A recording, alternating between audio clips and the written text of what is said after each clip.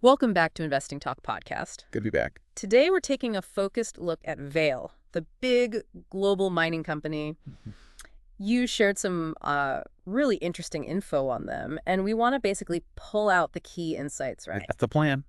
Help everyone quickly grasp what's going on with Vale. We've got details on their stock, financials, market sentiment, future outlook, kind of the whole picture. So let's unpack it. It's a compelling situation, especially with the way the global economy is right now. Okay, let's start with just a quick overview. Who is Vale? Well, they're a huge player. Mining sector, main focus is iron ore, nickel, copper, and coal. And they're everywhere, basically. Pretty much. Operations across the Americas, Asia, Europe.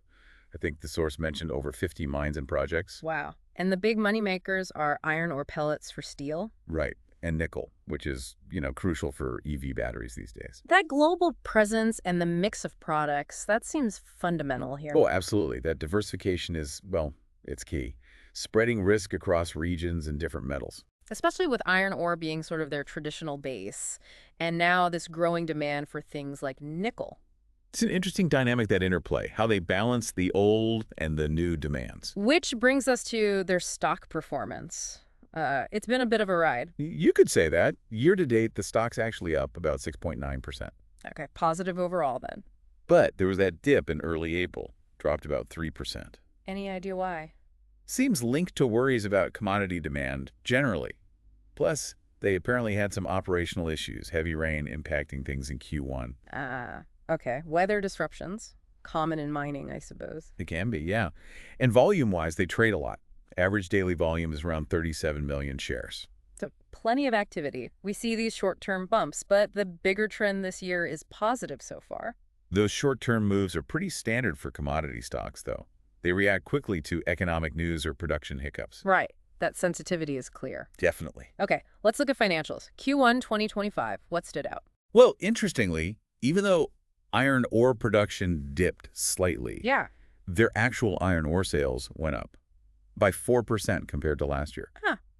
How does that work? Selling inventory? Could be timing, inventory management, yeah. But the really notable thing was copper and nickel. What about them? Production for both jumped 11% each. 11%. That's significant. It is. Seems to be driven by ramping up projects, particularly in Canada. So real growth happening outside their main iron ore business. Exactly. It suggests they're making strategic moves into those, battery metals, positioning for the future, potentially. Okay, what about profitability? How are they doing there? Seems pretty solid, actually. Return on equity, ROE, is strong at almost 24%. 23.95, yeah. And return on assets? 9.79%. So suggests they're using their capital quite effectively. And debt. How leveraged are they? They seem fairly conservative on financing. The leverage ratio was mentioned as 2.4. And long-term debt to capital is low, right? Only 0.29. Correct, which is quite low. Total assets are huge, over $80 billion. And they're investing in machinery, hinting at growth plans. Let's pause on that leverage ratio, 2.4. Is that high-low average for this industry? Well, for mining, which is very capital intensive, 2.4 isn't necessarily extreme. Okay. But it does mean they have $2.40 of debt for every dollar of equity.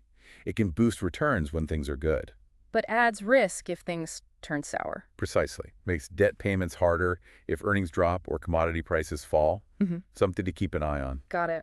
Okay, strengths and maybe some potential worries. A big strength people point to is the PE ratio, price to earnings. It's low, 6.31, especially compared to peers. Suggesting it might be undervalued. Potentially, yeah. Yeah. That's the argument. Plus, they offer a high dividend yield, which always attracts some investors. But there are red flags, too. For sure. We mentioned the iron ore production dip due to weather. That's a risk factor. And their dependence on China's steel demand. Always a big one. And just general commodity price swings. Technical charts apparently show some short-term bearish signs, too. So a real push and pull. That low PE is tempting. But could it also signal risks the market sees? That's a really good point. It might not just be about the commodity cycle. Like what? Well, things like regulatory risks, maybe particularly in Brazil, given past issues, environmental liabilities, or just broader worries about global growth impacting demand long term. So the discount might reflect those embedded concerns. Could be part of the story, yes. How are the analysts seeing this? You mentioned TipRanks' AI tool. Yeah, their AI analyst Spark has it as an outperforming. Yeah. mostly based on that valuation and some operational improvements they see. But that's not the whole market picture. No, overall sentiment seems pretty mixed. Some see the low valuation, that PE, as a clear buy signal. While others are more cautious. Right. Nervous about the cyclical nature of metals, maybe worried about those risks we just discussed. That split makes sense given everything. It does. The outperform focuses on the potential upside from the current price, while the caution acknowledges the volatility. How do they stack up against the competition, like Rio Tinto or BHP? Vale's smaller, market cap-wise, around $39 billion versus like $120 billion for Rio and $150 billion for BHP, roughly. And their PE is lower too. Yeah, around 6 compared to maybe 10 for Rio and 12 for BHP. Again, ballpark figures. But Vale has an edge with nickel. That seems to be a key differentiator. Their exposure to nickel positions them well for the whole EV battery growth story. Potentially more so than the others who are more heavily into iron ore. That's the argument. Oh. It could be a significant strategic advantage down the road. But how much does nickel actually contribute now compared to iron ore? Is it still mostly iron ore driving revenue? Oh, for sure. Iron ore is still the biggest piece of the pie right now. Okay. But with production increasing for nickel and copper, and the potential for higher demand and maybe prices for those battery metals, their contribution should grow. So gradually reducing that reliance on just iron ore. That seems to be the strategic direction, yes. Looking ahead then, what could push the stock up? Future catalysts. Well, a big surge in nickel demand from battery makers would obviously help. Makes sense. And their own efforts to cut costs, improve efficiency. That always helps the bottom line. And the risks on the horizon. Regulatory scrutiny, especially in Brazil, is often mentioned. And the big one, a potential global recession hitting steel consumption hard. So the macro environment is key. Absolutely. These future possibilities just add more layers to think about. How will the potential nickel boom balance against recession fears? Yeah, it's a balancing act. It really is. Investors have to weigh those competing forces. And the analyst ratings reflect that uncertainty too, don't they? Not all bullish? No, definitely not uniform. Barclays kept a buy rating. Target, $12.75. Okay. But RBC Capital recently downgraded them to hold, target $11, citing caution around earnings. Morgan Stanley also has a hold. Interesting divergence. The RBC downgrades specifically mention earnings caution. Does that tie back to recent performance? It likely does. It probably reflects concerns about whether their profitability can hold up against some of these challenges. Which brings us to Q4 of 2024. You mentioned Q1 25 had positives, but Q4 24 wasn't great. Right. It's important context. Q4 24 revenue was strong, $9.6 billion. Right. But they reported a GAAP net loss of about $756 million. A loss after a profit the year before. A significant drop, yes, attributed to operational challenges hitting profitability, even with good revenue coming in. Ouch. So strong sales didn't translate to profit that quarter. Exactly. It highlights that operational efficiency and cost control are crucial. That recent loss definitely feeds into the cautious sentiment now. And we touched on debt earlier. That debt-to-equity ratio around 2.4, worth revisiting that as a potential concern. Yes, it's often flagged. Considered relatively high, it does add financial risk if markets get rough or commodity prices tank. So more leverage means bigger swings for shareholders, both up and down. That's the nature of leverage, yes. Amplifies gains, but also amplifies losses and increases vulnerability if earnings falter or interest rates go up. Something to monitor. Okay. But on the flip side, that dividend yield is really high, isn't it? It is remarkably high, around 14% based on the info. Wow, 14%. That's huge. Very attractive for income investors, I imagine. Definitely a major draw. But as you hinted, there are questions about sustainability. Especially after reporting a net loss recently. Exactly. Can they keep paying that out if profits are under pressure? That's the big question investors are debating. You mentioned return on equity earlier being strong, like 23.95%.